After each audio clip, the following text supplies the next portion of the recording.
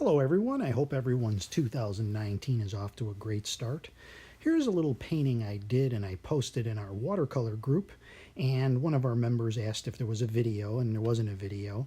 This one is based on a photo that I took at an Arboretum, and I thought I'd do a little painting of it, and now I'm going to do another one for video. Hopefully I'll get as close to the other one as I possibly can. I'm going to start with our usual wetting down of the paper, give it a good 3 applications I usually try to do. And then we're going to go in with the raw sienna and just sort of give it a few strokes just to kind of blend everything together. Not real super heavy, just enough to give us some light around the background. I'm just going to take away a little bit of paint here. I just want some light focus toward the center. And then I'm going to put a little bit more along the sides. The raw sienna here is just being used to sort of just kind of blend everything together. It's the universal joiner of paints, really. Now we're going to come in with some Ultramarine Blue. This is really just going to be in the background. This is maybe a little bit of sky here, but you're not going to see much of it because there's going to be all the trees in the way.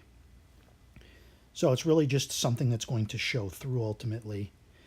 Now what I'm doing is I'm taking a yellow here. I've got a couple different yellows on my board: cad yellow, lemon yellow, and this is going to be the background for the light of where it's coming through from the trees. And just a little light in the center there, just so you know it's there, but we want the light coming through. This will dry back a lot more as it dries. You'll see as we go along here. I'm going to add a little bit more blue here. I just want a little bit more showing through the trees. I thought that already dried back a little bit.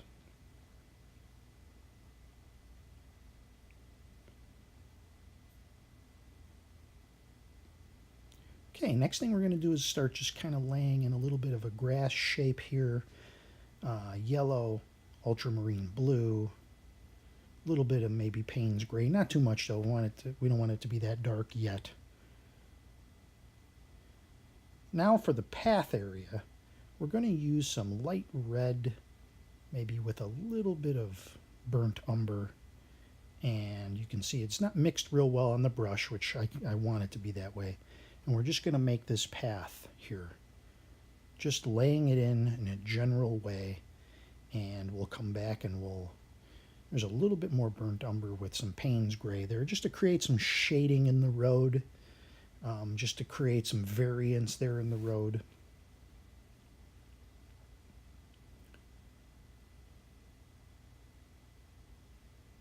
Okay, so what we're going to do here is just some more shades of green, a little ultramarine, and some yellows, and some Payne's gray, just mixing it up, and we're going to bring that into the road a little bit to shape our road out.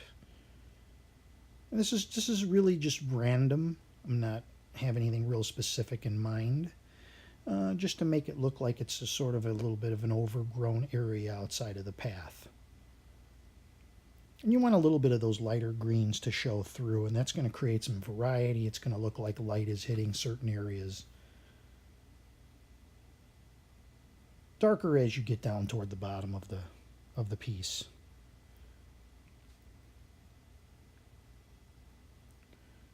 And again, just a little bit darker over the top. It's going to create some different varieties of shades.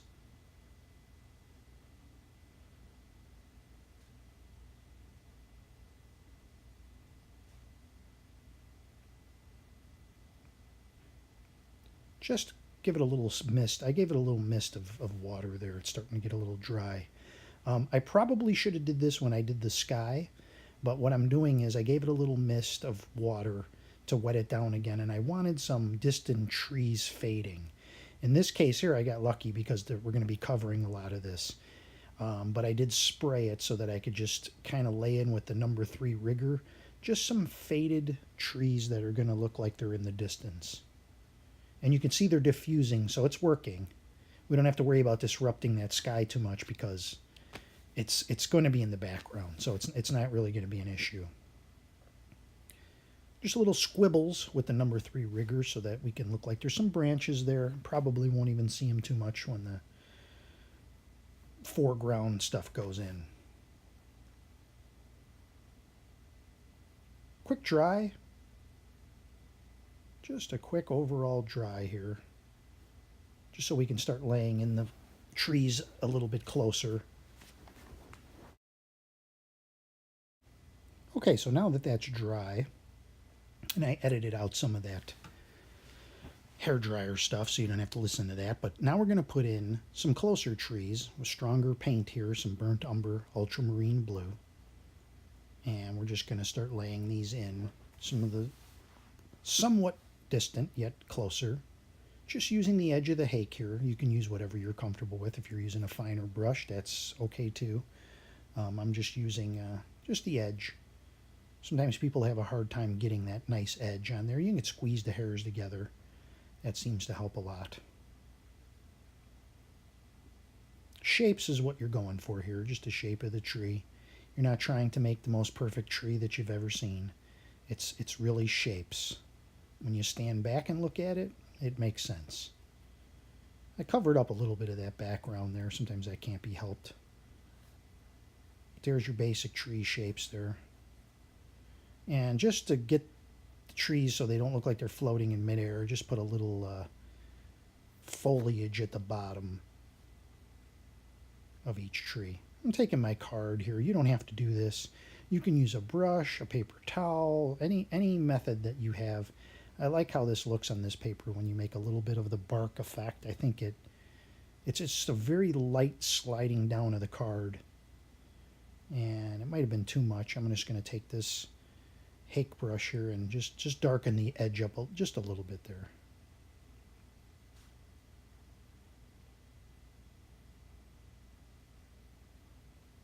Okay, taking the number 3 rigger here, and we're just going to squiggle in some little wiggles and squiggles of tree branches here.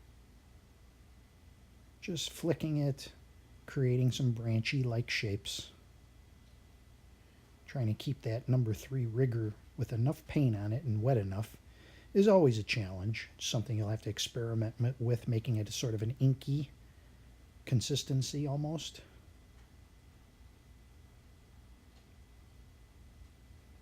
And the object isn't to make this exactly like the photo that you have on hand. You're artifying it, as I like to call, or in my case, mensifying it. I want to make it look artistic and capture the essence of the piece.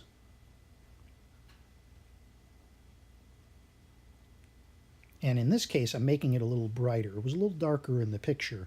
So when I made the original, what I did was I decided to go with the yellow in the background to give it some brightness in the scene.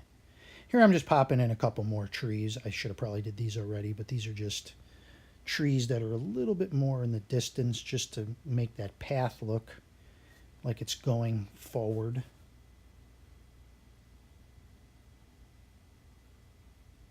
Same colors, burnt umber, ultramarine, and mixing a little Payne's gray.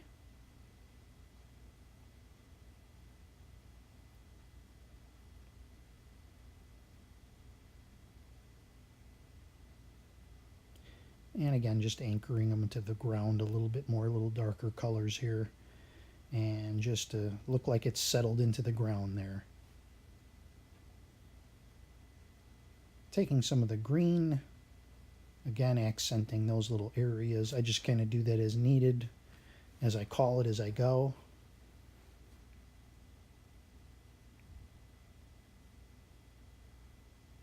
Stands out when you have that color that you've already laid in.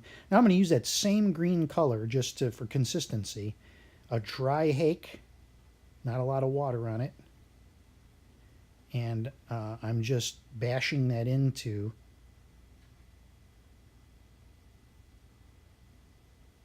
the tops of the trees to create a leafy effect.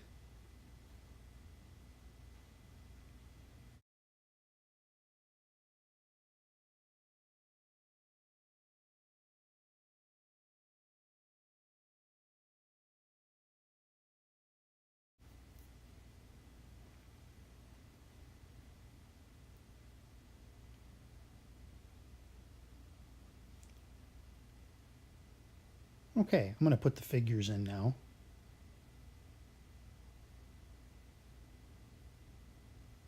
Now in the photo, the figures were a little more distant. Perspective was probably slightly a little bit different. But I'm taking a little artistic license with it.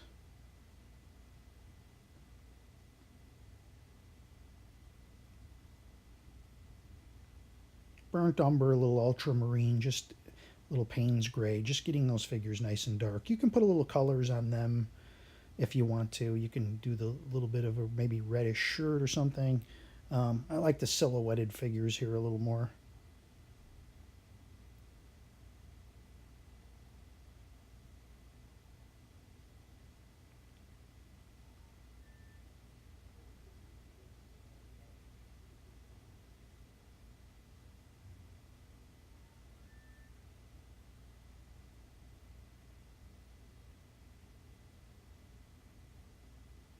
A little bit more, probably the most tedious thing you'll do here. Just take your time with it.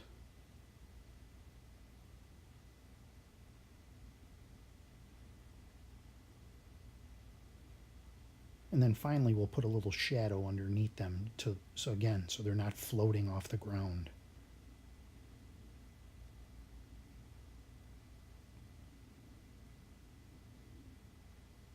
A little bit more diluted paint here.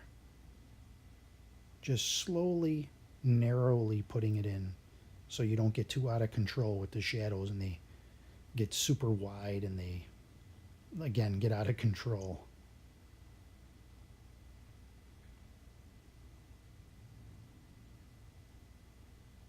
And a quick dry.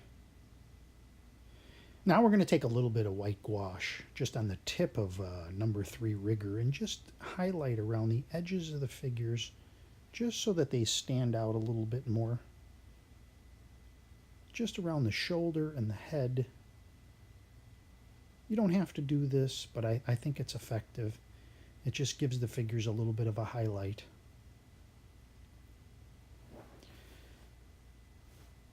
And that's it, and that should melt into the figure pretty good.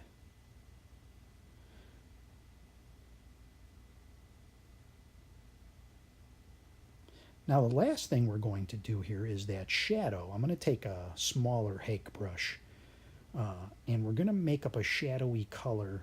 We're going to go with some Ultramarine Blue and some alizarin crimson, as you can see here, and some Payne's gray. And we're going to make a nice dark purpley color. And this is going to be our shadow color coming off of the tree from the right, like in the original. And just, take your time till you get this right. And you want your picture to be dry. So when you lay this wet sweep down, it doesn't disturb the colors underneath. So it's important that your painting is dry when you put in shadows like this. Because you want it to look like it's on the ground. You don't want to take up the space or take up any of the paint that's already there. So it's just going to be a quick stroke across. And if you hit anything else, you can kind of give it a wipe with a cloth or something and just blend it in a little bit. Don't have to touch it with your fingers like me. You can use a glove or something. And that's really it. I might have went a little too purpley on that, but that's okay. It'll dry back. It'll look realistic. I'm going to just sign it real quick here. And here's the painting, and here's the first one I did. Pretty close, pretty close. Hard to duplicate them exactly, but I think it turned out rather nice. Well, I appreciate everybody watching. I hope you enjoyed this video. You subscribe, leave a comment, and thanks again for watching. Here's the finished version, zoomed in a little bit. Have a great day, everybody. Thanks again.